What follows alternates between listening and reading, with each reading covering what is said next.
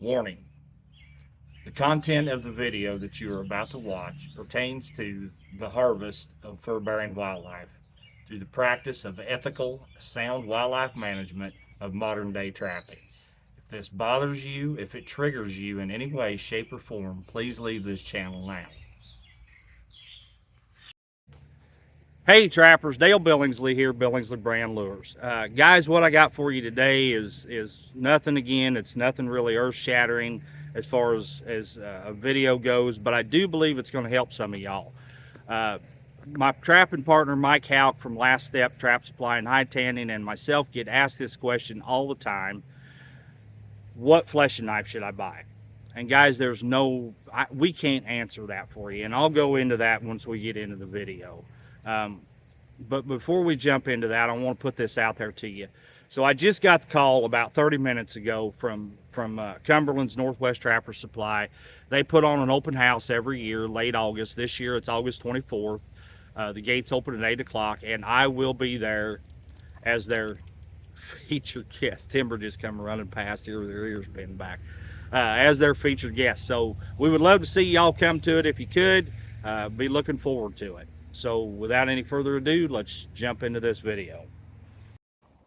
All right, guys, as you can see, I've got several fleshing knives laid out here. And the biggest thing with picking a fleshing knife is you have to pick one that fits you.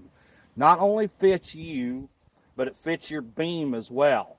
And we'll get into that here in just a bit. But first, I want to kind of go through some of the options that are out there as far as fleshing knives go. I'm going to start off with this yellow-handled Weeby. Mike really likes this knife. I don't care for it so much. He runs it really sharp. And a fleshing knife has a sharp side and it has a dull side. Now, he runs the dull side very sharp. He runs the sharp side even sharper. And the reason he does that is when he gets ready to tan a fur, it has to be thin, the leather does. So that's why he runs it very sharp. He does all the thinning by hand for the most part. So he runs one very sharp. Again, I don't care for this knife myself, mainly because of the weight, but also because of these big knobs on the handle. You can't take a very big swath when you run that sharp side before you hit the handle against the beam. I like to take a big, wide, long swath with it when I'm running it. Just makes things go a little faster for me. So anyway, that's the yellow-handled Weeby. This is the red-handled Weeby, and again, this is one of Mike's, and he kind of likes it. I don't care for it. I don't know how well you'll see it in the video, but it flexes. I don't like that flex. I like a nice, rigid, sturdy knife in my hand. But I do like is the flat handles. It doesn't want to roll in your hand. A lot of times those knives, you hit something, it'll roll in your hand, and you will knock the corner of the top of your knuckle off with the corner of the knife. So be very careful of that.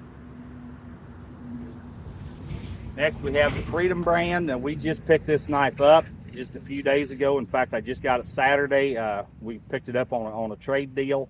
We've neither one ran it. It doesn't look like this knife has been ran a whole lot. It might have had 100, 150 furs run through it the way it looks. Kind of anxious to try it and see how it feels, see how we like it. Now this is an old Sheffield, and it only has one side to it, guys. The back side is very thick. It only has one side to it. This was gifted to me along with some others from a good friend of mine, Kevin Meesk, down in Missouri. This old knife's had a lot of fur work with it. You can tell just by looking at it. Now, if I haven't used it myself, but if I was to use it, I would sharpen just one half of it and leave the other half dull, so I had a sharp side for knife for slicing and a dull side for pushing. Just don't screw up and get the two confused when you're working it. It's very light. It'd be great on muskrats, mink, things like that. But if you wanted to, like I said, you could sharpen half of it. You could sure enough run it on coon, beaver, those kind of things.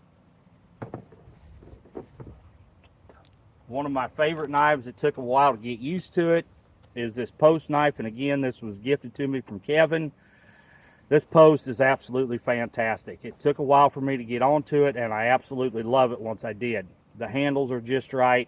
The weight of the knife is okay because my old elbows and shoulders and wrists don't take that big heavy knife like I used to.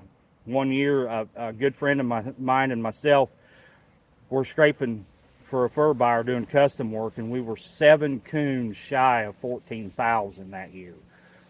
So that takes, you know, and there's guys out there that'll do that every year and never think nothing of it. But between rodeoing and scraping, my left elbow and my shoulder and my wrist are just about shot. So again, though, this post is absolutely fantastic. I love it. Now, this is an older, new Sheffield. If you can find these Sheffields, and they're making them again now. They went back to producing them. If you like this style of a knife, I highly suggest you get one. I like it just because of the weight. Again, the heavier the knife you use, in my opinion, the better off you are. Simply because you can let the weight of that knife work for you. It'll actually help push that fat off for you.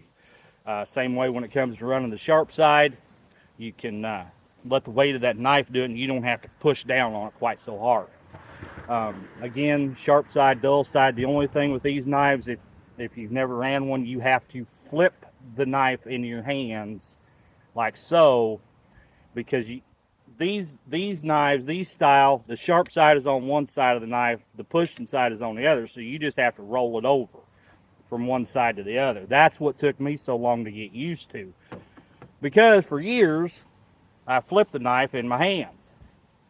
Thousands and thousands and thousands of times I have done that. So it took a while for me to get used to just rolling the knife over. But I'm telling you guys, these Sheffields, they are the cat's meow. And you can see the handles they don't have that big knob out here. So you get a good big swath with it. But again, you want to be careful, because when that knife rolls, if you hit something and roll it, it will knock the sides off of your knuckles. So you got to be really careful with that. And a knife that I started with, not this exact knife, but this exact knife, and I know that sounds funny, but I wore the other one plumb out.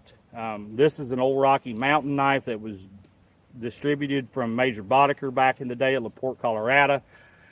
These are no longer made. When you find these, if you like this style of knife, again, I highly suggest you pick it up. Very good knife, got good weight to it. Now the one I had, one year I ended up breaking the handle right here where it's welded. These are just lag bolts welded on here. So I took some 3/4 inch bolts, about 8 inches long, grooved the head and slid it on there, and then welded it on, and then put bicycle grips over the bolt. You talk about add weight to a knife in a hurry. I sure did. Love that knife, absolutely loved it. Just flat wore it out though. We got to where it wouldn't hold an edge anymore, couldn't get an edge put on it. Had to end up retiring it. Actually, I sold it or traded it to a guy. I don't remember now. It's been a long time ago. Had the opportunity to pick this one up a couple years ago from a fella, so I sure enough did. Again, heck of a knife. Can't beat them in my opinion. The biggest thing is, guys, like I said, is getting a knife that fits you. Has to fit you, has to fit your beam. So asking somebody what knife you should buy is kind of a fruitless question in my opinion. All right, guys, we're going to go ahead and end this video here. I sure want to thank each and every one of you for tuning in and watching it. I appreciate you so much. If you would, please just hit that thumbs up for me. That's all I'm asking. Once again, this is Dale Billingsley with another one.